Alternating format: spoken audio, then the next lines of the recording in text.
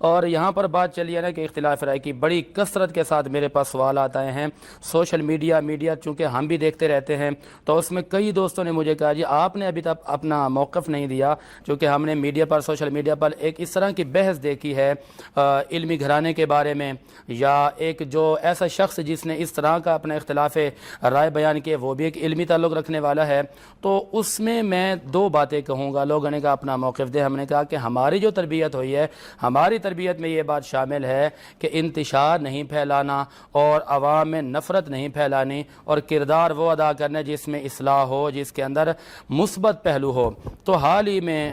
پنجاب کے مشہور عالم دین ڈاکٹر اشرف آصف جلالی، انہوں نے حضور سید احمد سید کاظمی جن کو غزالی زماں کہا جاتا ہے، ان کے شہزادوں کے بارے میں اپنا اختلاف رائے دیا۔ میں یہ کہتا ہوں کہ اسلام نے اختلاف رائے کی اجازت دی ہے، مگر ادب کے ساتھ، صبر کے ساتھ، انصاف کے ساتھ، تقوی کے ساتھ، پرہیزگاری کے ساتھ۔ اگر آپ کا اختلاف ہے کسی سے تو ادب ضروری ہے، اگر آپ کسی سے اختلاف رکھتے ہیں تو آپ کی زبان میں شائستگی ضروری ہے، اگر آپ کسی کی مخالفت کرتے ہیں تو اختلاف رائے سے کیا جائے، کسی کی تحقیر سے یا تذلیل سے نہ کیا جائے۔ قرآن کریم کے اندر 26واں پارہ اس کی سورۃ الحجرات کی آیت نمبر 11 ہے، قرآن نے کہا لا یسخر قوم من قوم عسى ان يكونوا خيرا منهم، کہ کوئی قوم کسی قوم کا مذاق نہ اڑائے۔ سوال نمبر 1 ہو گیا۔ اور دوسری بات یہ کہ اگر آپ اختلاف رائے رکھتے ہیں، اختلاف رکھنا چاہتے ہیں، تو قرآن کی سورۃ نمبر 2 جس کا نام سورۃ البقرہ ہے، اس کی آیت نمبر 83 میں ہے کہ وقولوا للناس حسنا، آپ اختلاف کریں لیکن آپ اچھی بات کہیں۔ قرآن کریم کے اندر سورۃ المائدہ ہے، اس کے اندر آیت نمبر 8 ہے، اللہ نے فرمایا ولا یجرمنکم شنآن قوم علی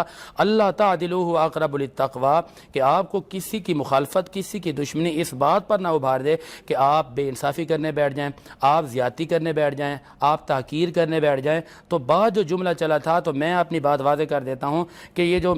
علماء کا، ہمارے بڑوں کا، ہمارے کابرین کا طریقہ کار رہا، صحابہ میں، ائمہ میں، مجتہدین کے اندر، تابعین کے اندر علمی اختلافات بے شمار ہوئے، لیکن انہوں نے کبھی ادب کا دامن نہیں چھوڑا، لیکن کبھی انہوں نے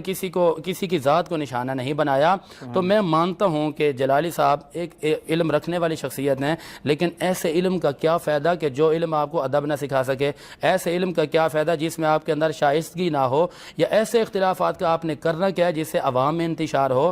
تو دیکھیں کہ حضور غزالی زماں ایک بہت بڑی جامع الکمال و صفات ہستی کا نام ہے، ان کی بڑی خدمات ہیں۔ اب اگر ان کی خدمات کو کوئی بندہ تحقیر کا نشانہ بنائے یا تذلیل کا نشانہ بنائے، تو دیکھیں بہت بڑا ایک خانقاہی نظام ہے، اور انہوں نے اب تو ایک انوار العلوم یونیورسٹی بھی بنائی ہے جو کہ عالمی سطح پر ہے، بہت بڑی یونیورسٹی ہے۔ وہاں پر جو شیخ الحدیث ہیں سید ارشد سید شاہ صاحب کاظمی ہیں، ان کی بڑی دینی خدمات ہیں۔ جس طرح میں نے ایک موصوف کا تذکرہ کیا جلالی صاحب کے نام سے کہ انہوں نے کہا کہ جی ان کا ایک چھوٹا سا کوئی